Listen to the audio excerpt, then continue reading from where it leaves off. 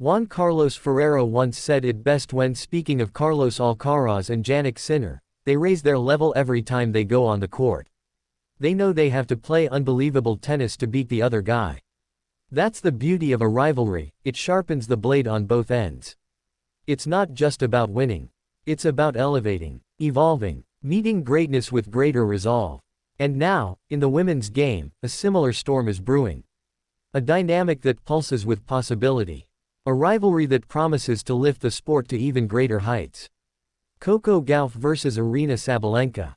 Two names, two forces, one unfolding story. Like Alcaraz and Sinner, Gauff and Sabalenka sit atop the mountain, numbers 1 and 2 in the rankings. Not just ranking points, not just momentum, but a fierce, emotional tennis energy flowing between them. And like their male counterparts, both are not just future champions. They're already proven giants. Multiple Grand Slam titles. Check. Game-changing moments under pressure. Check. The ability to draw fans into the edge-of-your-seat thrill ride that only great tennis rivalries can offer. Absolutely. But what makes Gauff vs Sabalenka so uniquely compelling isn't just the stats, it's the texture. It's the history between them. It's the scars. It's the triumphs. Coco Gauff didn't rise to number 1 on luck or hype. She climbed through pressure, through criticism, through expectation. And she did it with resilience, maturity, and an electric brand of tennis that pulls the crowd into every point.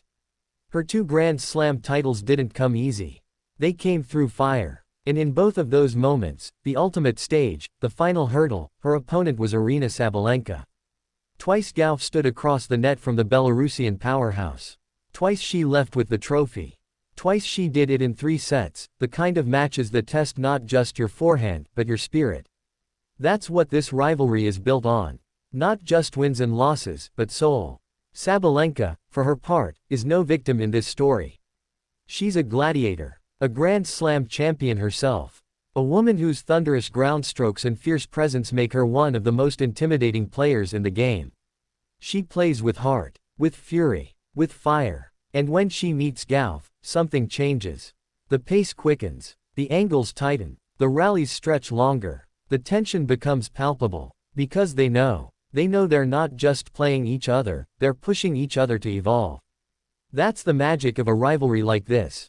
It creates better players. It creates better matches. It creates moments. Like that US Open final, where Gauff came from behind, bending but not breaking. The roar of the Arthur Ashe crowd. The emotion in her eyes.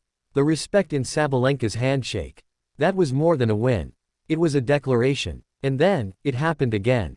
Another slam. Another final. Another chapter. It's not just the wins. It's the way they happen. It's the intensity. The unpredictability. The mutual understanding that nothing short of excellence will suffice. That's what Ferrero meant. It's the kind of rivalry that raises the level of the sport itself.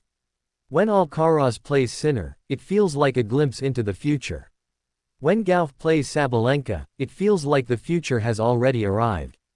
These are not just athletes. They are avatars of a new era. An era where power meets poise. Where passion meets precision. Where the next match isn't just anticipated, it's needed. Because rivalries are the heartbeat of sport. They give tennis its pulse. Its urgency. Its humanity. We saw it with Federer and Nadal. With Serena and Venus. With Novak and Rafa. With Hingis and Davenport. And now, we see it again, forming, strengthening. With Gauff and Sabalenka. And the best part, it's only just beginning. Both players are in their prime. Both hungry. Both evolving. Gauff is becoming more complete, more commanding from the baseline, more courageous at the net. Sabalenka is becoming more mentally centered, more consistent in her power, more calculating in the big moments. Every match between them is a clash of not just styles, but philosophies. Gauff, the athletic marvel with defensive mastery and electric speed. Sabalenka, the pure striker, with raw force and offensive dominance. They balance each other, challenge each other, reveal each other. Each encounter is a test. Of nerves, of belief, of identity. And that's what sport is ultimately about, not just competition, but transformation. Gauff and Sabalenka are transforming before our eyes. And in doing so, they're transforming the game. They're giving fans more than just tennis, they're giving them story. Context. Rivalry. The kind of dynamic that brings people in. The kind of fire that turns a final into a classic. They are not just players. They are protagonists. Each match a new chapter. Each slam a potential turning point. And as they continue to grow, to meet again, to battle, this rivalry may become the defining duel of this decade. Because it's not just about who wins. It's about how they make each other better. It's about how they elevate the sport. It's about how, in every serve, in every return, they carry the weight of expectation, and still find a way to inspire. That's Coco Gauff versus Aryna Sabalenka. Not just tennis. Legacy in motion.